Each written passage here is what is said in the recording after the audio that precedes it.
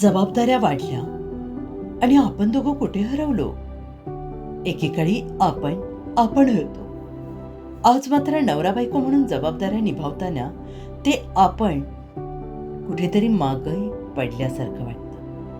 घर, पैसे, मुले, काम, समाज सगळ्याची काळजी घेताना एकमेकांची काळजी घेणं राहून जातंय. दिवस संपतो पण मनातील थकवा कुणाशी शेअर होत नाही. जबाबदाऱ्या वाईट नाहीत पण गरजेच्या आहेत. पण त्या एवढ्या वाढतात की नात्यासाठी जागाच उरत नाही.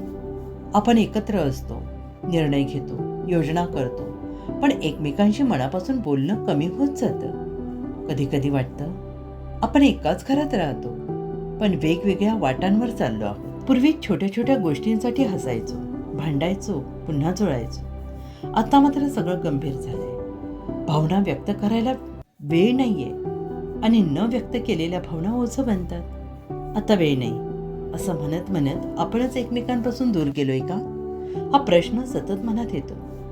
जबाबदाऱ्या पार पाडताना आपण स्वतःला हरवतोच, पण कधी कधी नातंही हरवतं. आणि ते हरवलेलं नातं परत सापडायला फार मोठ्या गोष्टींची गरज नसते.